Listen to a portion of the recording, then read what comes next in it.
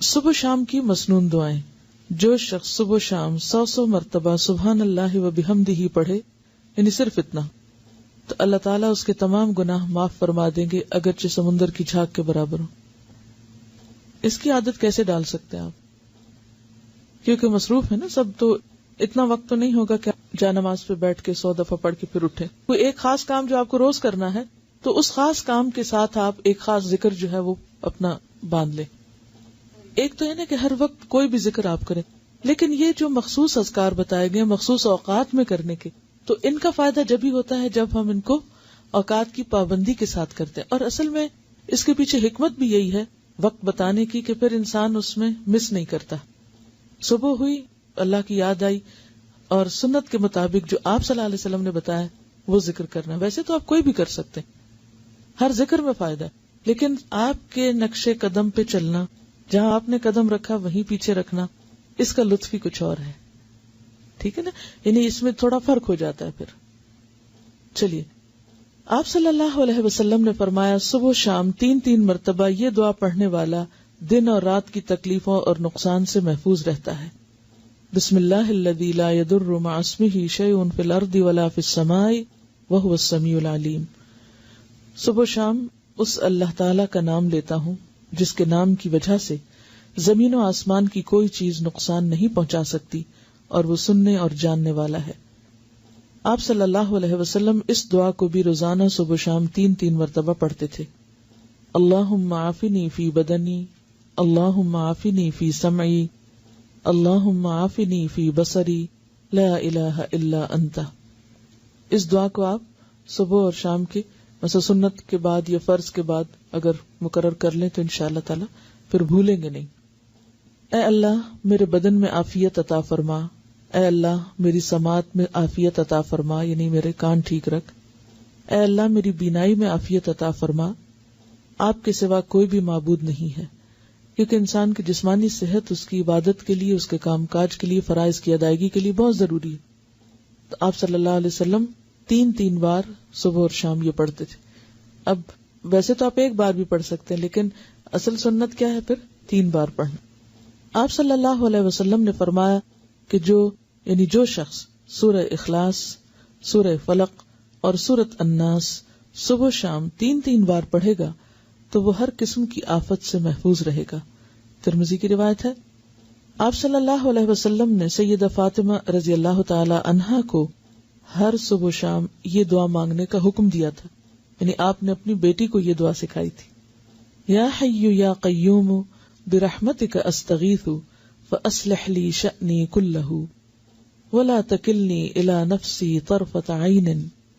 اے ہمیشہ زندہ اور قائم رہنے والے، آپ ہی کی رحمت کا واسطہ دے کر فریاد کرتا ہوں کہ میرے سب کاموں کو درست کر دیں اور مجھے میرے نفس کی طرف پلک جھپکنے کی دیر کے لیے بھی حوالے نہ کریں. اس کا کیا مطلب ہے؟ مجھے میرے نفس کے حوالے ایک پلک جھپکنے کی دیر بھی نہ کریں. کیوں؟ مجھے مسلسل اپنی حفاظت میں رکھیں، میں بھٹکنے نہ پاؤں. ومن یکفر بالطاغوت، تو طاغوت میں سب سے پہلے خود اپنا نفس آتا ہے. ان النفس لامارۃ بالسوء. اور اگر انسان اپنے نفس کی باتیں ماننے لگ جاتا تو کبھی بھی پھر وہ اللہ کی بات نہیں ماننے دیتا. تو انسان نفس کے حوالے ہوا نہیں اور پھسلا نہیں اور گیا نہیں. ٹھیک ہے، تو اس لیے یہ دعا بھی بہت اہم ہے اور بہت ضروری ہے. تو نفس کے حوالے ہونے کا مطلب کیا ہے؟ برائی کی طرف جانا. اور اس میں آپ دیکھیے کہ آپ سارا دن عہد کریں گے میں نے یہ نہیں کرنا ہے، ایسا نہیں بولنا، ایسا نہیں کرنا، اور لمحے بھر کے لیے کیا ہوتا ہے؟ منہ سے بات نکل جاتی، آپ ایک دم غصے میں آ جاتے ہیں، آپ ایک دم وہ کہہ آتے ہیں جو سویر سے وعدہ کر رہے تھے شام تک کہ اب آج سے میں نے یہ جملہ نہیں بولنا یا یہ کام نہیں کرنا. وہ لمحے بھر کے لیے آپ نفس کے حوالے ہوئے اور گئے. تو یہ دعا بہت ہی زبردست دعا ہے کہ یار اب میں تو اپنے آپ پر، خود پر ایک لمحے کے لیے بھی بھروسہ نہیں کر سکتا، لمحے کے لیے بھی مجھے نہیں ادھر جانا، کیونکہ ہمارے ساتھ نفس بھی ہے، شیطان بھی ہے. تو یہ ایسے دشمن ہیں، ایسی طاقتیں ہیں کہ جن کا مقابلہ ہم تنہا نہیں کر سکتے، یہ صرف اللہ کی مدد سے ہو سکتا ہے. اس لیے صبح اور شام، ورنہ بعض اوقات انسان کہیں ایک دفعہ تو مانگ چکا، اب اور کیا مانگنا، روز کیا یہی مانگنا.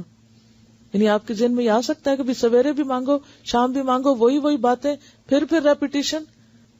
اس ریپیٹیشن کی ہر سویر کو ضرورت ہے اور ہر شام کو ضرورت ہے کہ ہم بھولنے والے ہیں. پھر سید الاستغفار. آپ صلی اللہ علیہ وسلم نے فرمایا جس نے صبح و شام صدق دل سے سید الاستغفار کو پڑھا اور اسی دن یا رات فوت ہو گیا تو وہ جنت میں داخل ہوگا. اب آپ دیکھیں اللہ تعالیٰ نے بخشش کے کتنے سامان کیے ہیں. ایک چیز کر لو، دوسری کر لو، تیسری کر لو. یعنی یہی اس کی رحمت ہے کہ اس نے چھوڑا نہیں بھٹکنے کے لیے، یا اللہ بندوں پہ ظلم نہیں کرتا. لیکن اگر بندے خود ہی غفلت کے شکار رہیں اور کسی بھی چیز سے فائدہ نہ اٹھائیں تو پھر جبر نہیں کرتا اللہ تعالیٰ.